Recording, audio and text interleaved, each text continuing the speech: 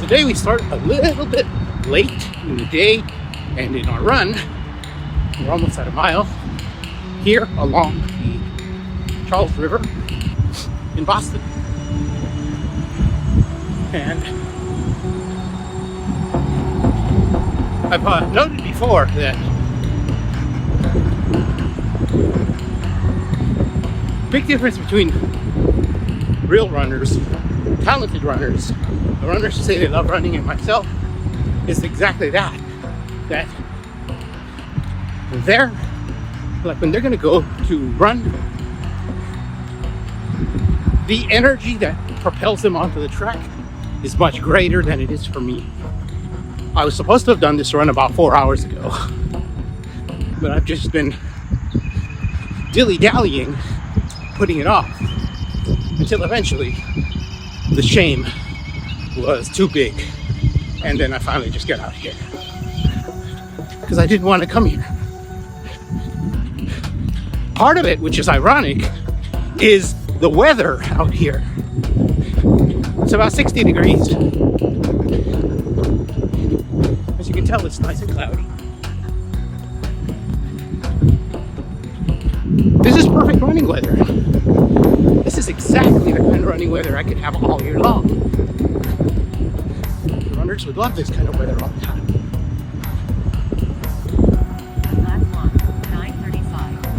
Okay, so 9:35. Pace 9:36. But the first one. So perfect running weather, what I was going to say is perfect running weather is uncomfortable for most other things, except maybe hiking. Well, I mean, I know it makes sense. It's perfect because when you're running, you're very active and you're very warm. See, my boogers will prove that it's very warm here. So use that.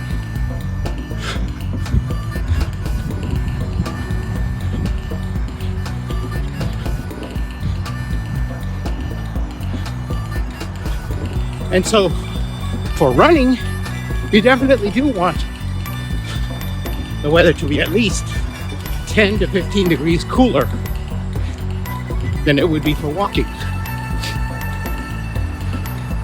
That's Fahrenheit, by the way. I don't think that would apply to Celsius, but you got to like 20 degrees, almost 20 degrees cooler. Yeah. Actually, yeah, you probably could. Remember I said yesterday that one of my fastest runs was on one of the coldest days. Of course, there's a limit. You know, I'm pretty sure that 0 degrees would probably be too cold.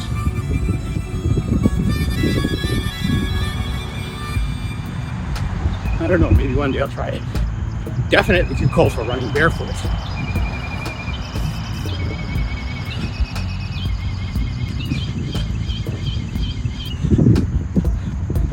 The other thing that makes running just a little harder for me is that I have a significant amount of upper body mass. And so that just generates more heat. Any runner will tell you that is unnecessary heat and unnecessary muscle mass, which is why your best runners don't really have much of an upper body. I mean, socially, I guess it's desirable to have a big upper body. But for running, for marathoners, no, it's dead weight.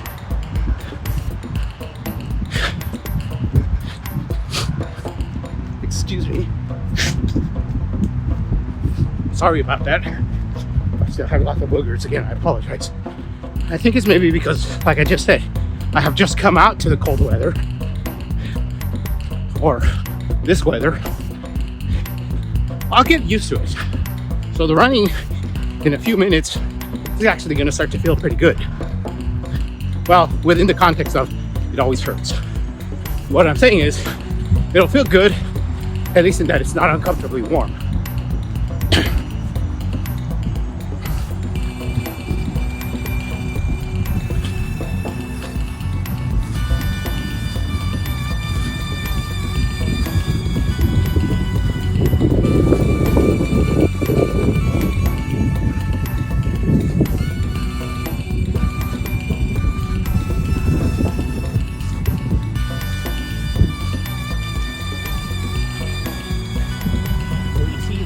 river. We'll see more of it in just a bit.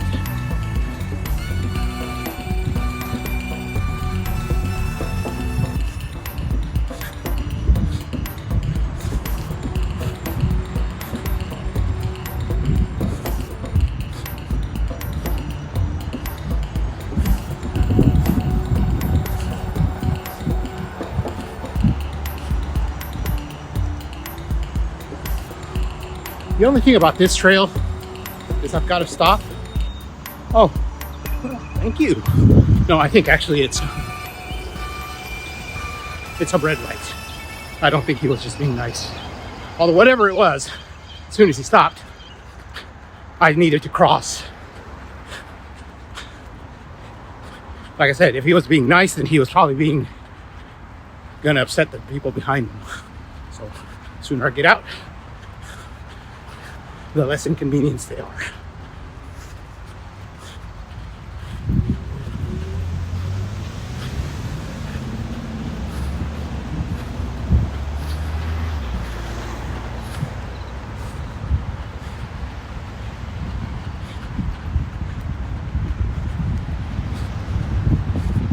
I actually don't like trails where you have to wait for stoplights. I mean, you know, it's not that I'm trying to be arrogant, it's just the trails that I run, as you've noticed before, back home, don't have that really. You don't have to stop for anything. And when you're slow, stopping, just one more inconvenience. Actually, a big part of why I don't stop is that some of you might have heard me if you've heard my old videos, but I don't like to stop because I taught myself this when I was still a fatso running as a beginner. And that is that as a beginner, I would run and I would give up. I would stop and I'd walk and then I'd run and then I'd stop.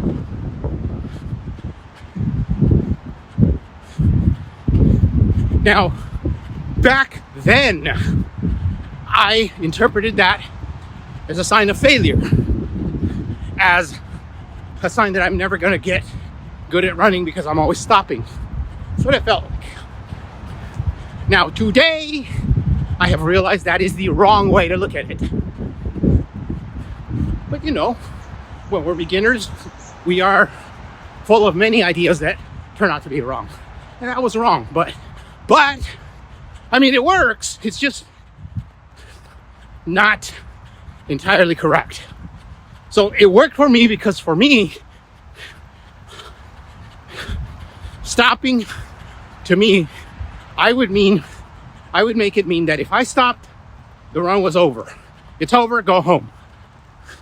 And so it became a habit for me not to stop. Instead, though I didn't want to be absolutely brutal on myself, although often I am, my strategy, so my way of coping with not stopping was that go as slow as you need to, but do not stop. So for my never stop strategy to work, I had it, like I said, along with my slow down as much as you need, just don't stop. And when I mean stop, I mean walk. Now, today, I understand this is wrong and it will discourage many new runners. And so now I've changed my mind. But that habit has already become ingrained in me. This is why when I see stop signs, I will usually avoid them, or just sometimes I will skirt them, go cross them anyway.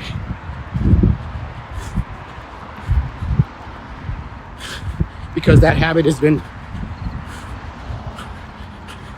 a part of me. It's no longer like I think about it. It's, like I said, it's almost like an emotional, instinctive reaction. Stopping feels painful psychologically. feels like quitting. Quitting is one of the most painful things I can do, which is why, by the way, if you've ever seen me, no matter how far my runs are, so far, my completion rate for runs is better than 99.9%. Yes, I complete at least 99.9% of my runs. Yes, that means that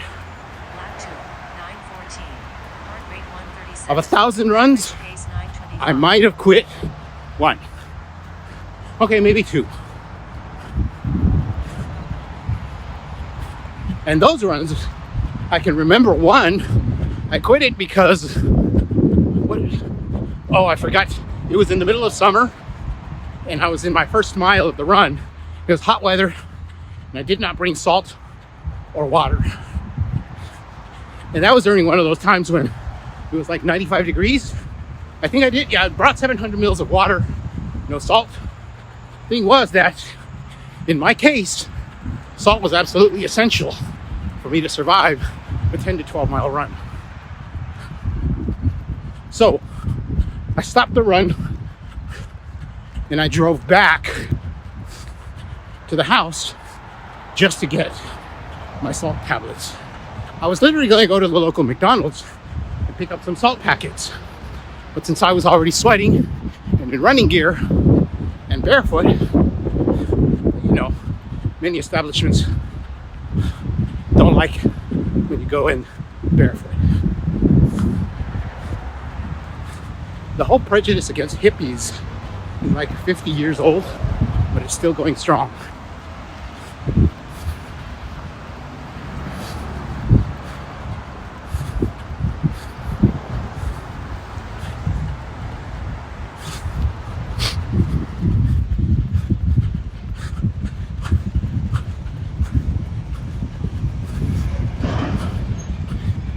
As I said, gotta stop.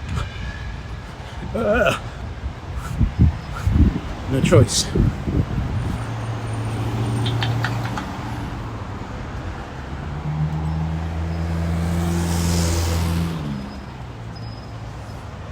Oh wait, I think it said I turn around here. Yes, sorry. I just restarted it.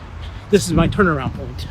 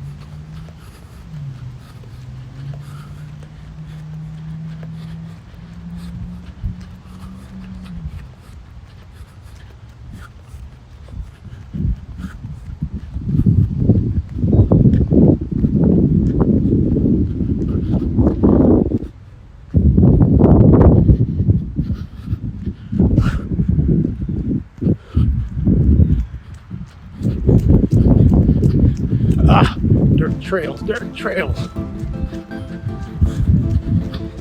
I ever tell you that I don't really like running on these kind of dirt trails? Let's hear it. If you look close, you'll see that there are slight pebbles. So if it was just smooth, like sand, I'd be perfectly fine with it. It's not.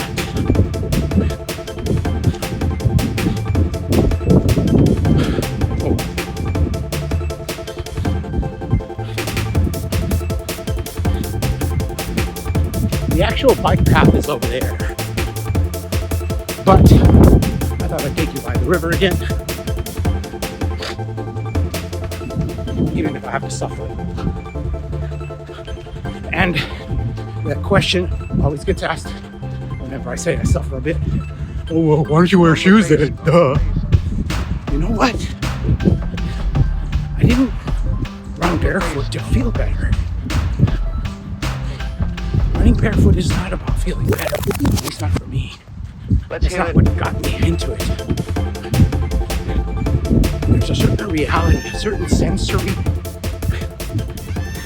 feedback that has really just like expanded my connection. It's like going from 2D to 3D. It's really the best way I can describe it. No, I do not wish to feel better. I wish to feel more in a new dimension, in a new level. There's so much you feel with your bare feet. So much. Sometimes it's good, sometimes it's bad. As a matter of fact, the middle of all of that is exactly what I expect. If it just felt nothing but good, I'd be very suspicious. Because things that feel nothing but good, think about them. As a matter of fact, we as humans, sometimes I think we do too much of a good job.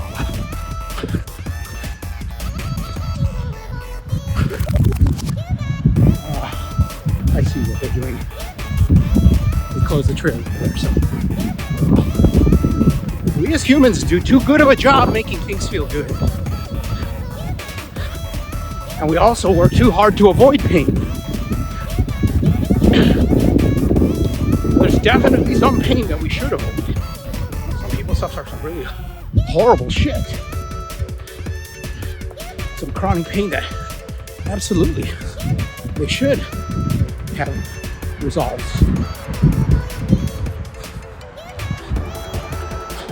But for every person who has a genuinely destructive level of chronic pain, there's about 8 people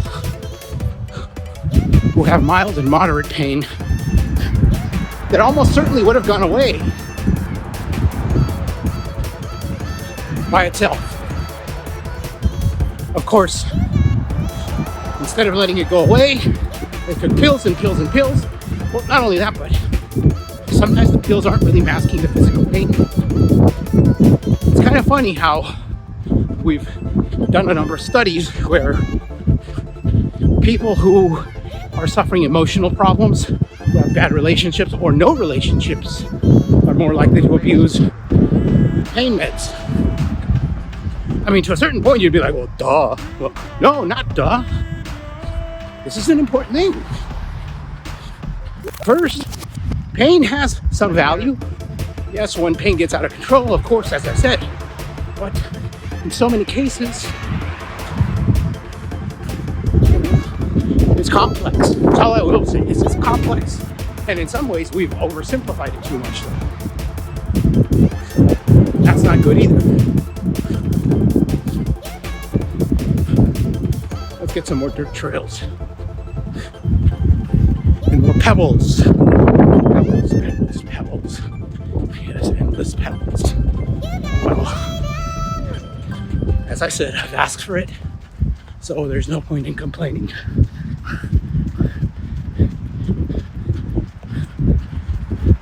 Yes, avoidance of some pain is wise, yes, but not all pain needs to be avoided. So, as I said, it is complex. That's all I'm saying. I don't want to dismiss the real and destructive pain that some suffer. I'm not living that life. The thing is that, here's the thing that I am saying though, is that there are some people who are living in pain that is now destructive, is now tearing them up, but it wasn't in the past because something else also happened. And that is that when you start to take pain drugs, there are times when you become so dependent on them that the pain itself is what keeps you from stopping it. The pain signal is not real anymore, at least not in the medical sense. It's more just a training trigger that keeps you using the drugs. Your body is just using it to keep you taking them. Your body fucks up. You may even suffer genuine injuries. I've heard of people who actually physically injure themselves just to keep taking drugs. Think about that for a second.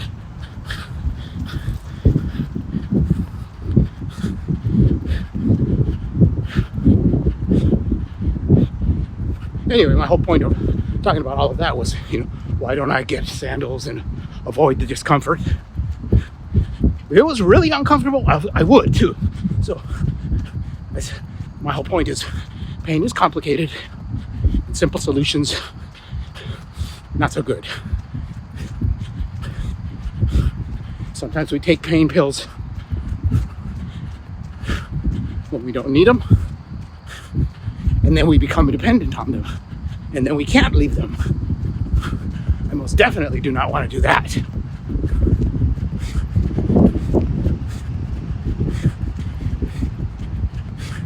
So instead, you gotta achieve a bit of a balance.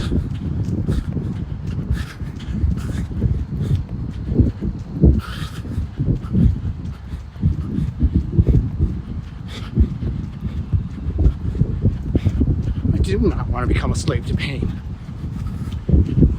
to pain relief, or avoiding pain, or comfort.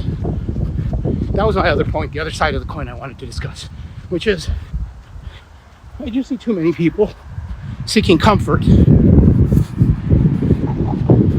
Like more comfortable chairs, more comfortable beds, more comfortable everything. And yet they're still miserable. As a matter of fact, some of the most uncomfortable people, when I'm walking out in LA, and I'll see them with like parkas in LA. Not just one or two. I mean hundreds of people. Lap 4, 9:52. Heart rate 134. Average pace 9:33. Parkas. Give me a break. Imagine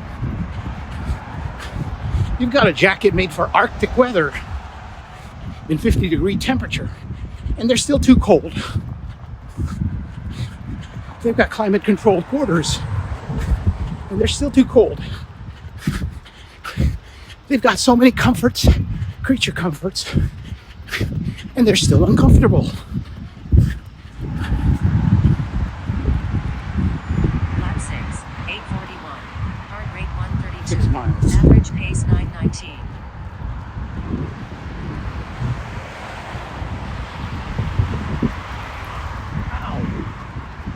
Gravel behind me. Actually, what made it extra annoying is that as I was looking towards the river, I took my eyes off the road.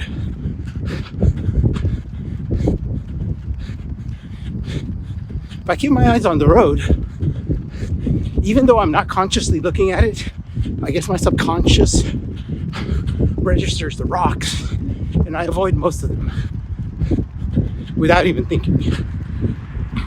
But if I'm not looking, that doesn't happen.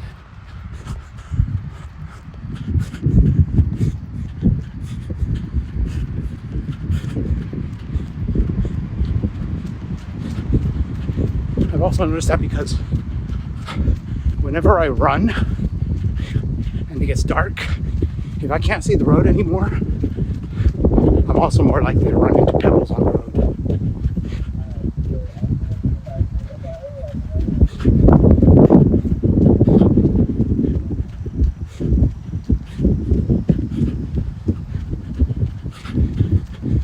So this river,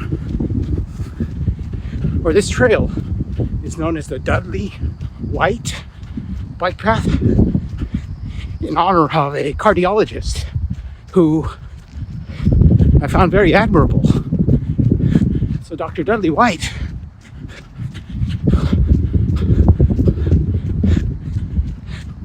wanted a trail along the river so that people would be inspired to come and do some exercise. He wanted to see everybody get on a bike and enjoy this trail.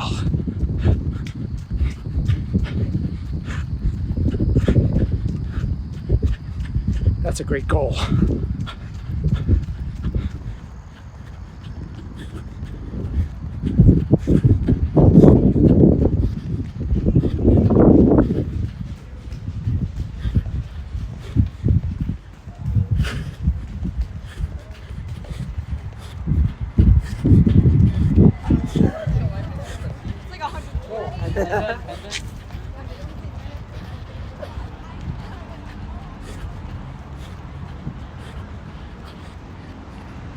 We're ready to go home. We keep going straight. Okay.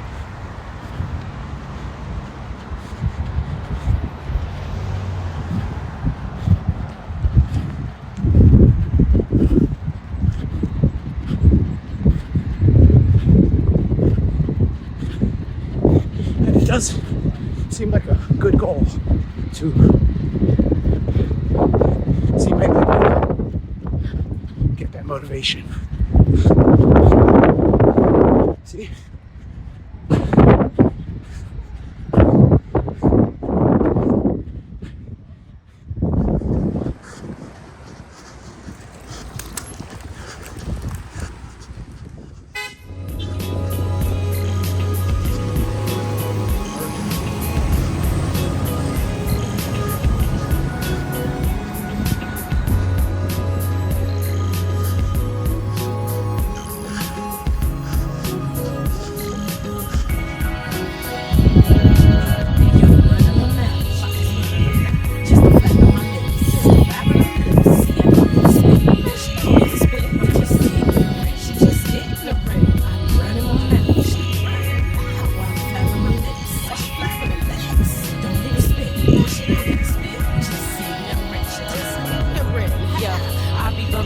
Till the cows come, till the moon fades away, then you'll see sun. I be running in constantly, so much it's like potty, but I hope it don't smell the same. Hope it don't smell the same. Can't stop talking, better get to walking. You never shut me up and my tongue ain't dropping. Born with this mouth, I'ma die with this mouth. Grew with this mouth, stay on top with my mouth. It ain't no need for diamonds or princess cut.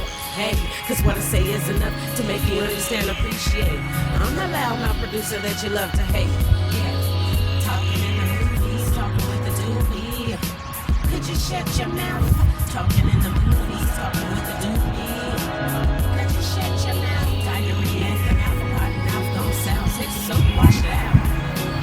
Diarrhea in the mouth, a potty mouth don't sound sexy, so wash it out. The Princeton alarms are catching up to us.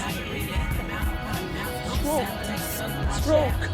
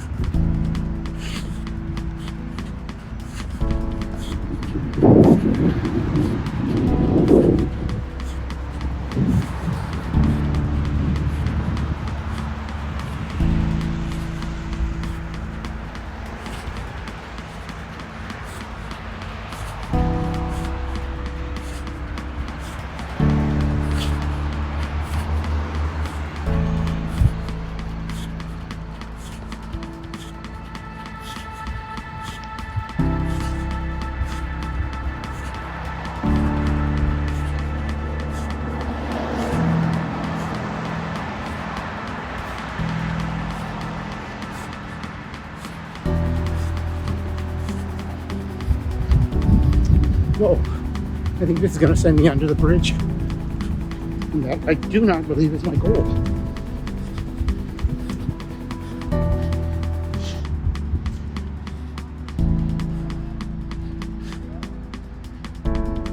Is it? Maybe it is.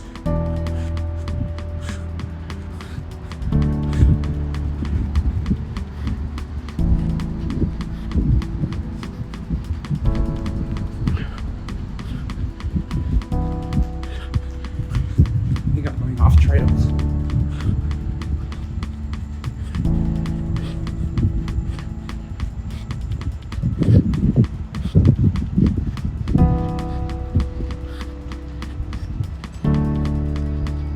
No, it says on course.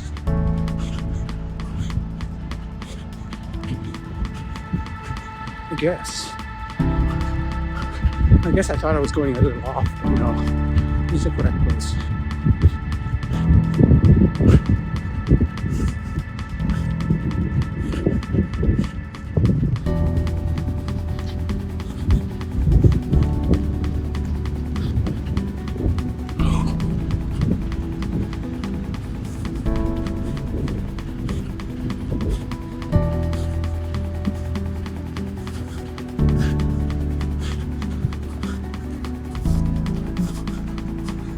Lap 9, 8:15. Heart rate 149. Average pace 908.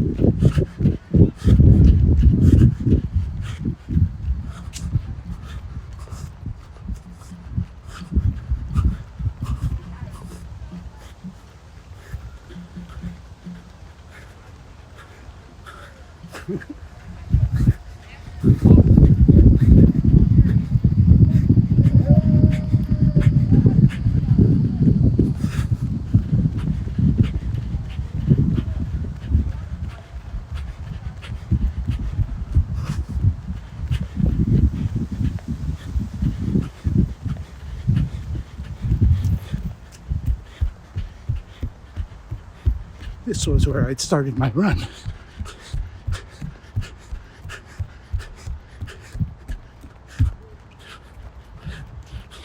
So as you can tell, we are back.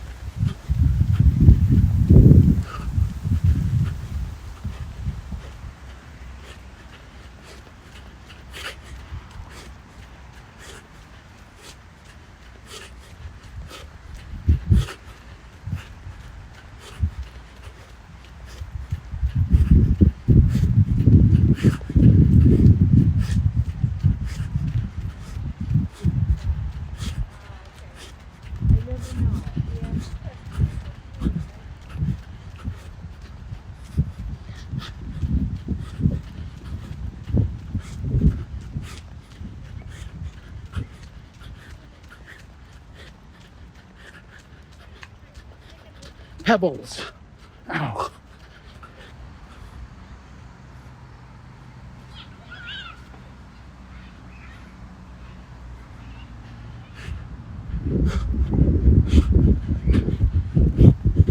Okay, that was the end. It's just that I was looking at my GPS, and looking at your GPS is like looking at a pot of water, waiting for it to boil, and it never happens. You know the whole thing they say, a watch pot,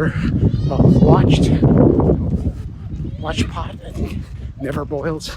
I don't know, my brain is a little loopy from the run. The thing is, same thing happens with GPS. When you're looking at your GPS, mileage never seems to move. You gotta take your eyes off of it. I also made another rule against my laziness for that. That is, if I keep looking at it, I need to add another bit, like 100th or... Okay, there we go. See, I'm looking at it and now it's 9.54, 9.55, there we go. If I look at it too much, I punish myself for looking at it by adding another click. So if I'm looking for 100th, I add another 100th. I was looking for 9.54, so I raise it to 9.55. Oh, okay. So that's the run. Now we cool down. I'll be back in a bit.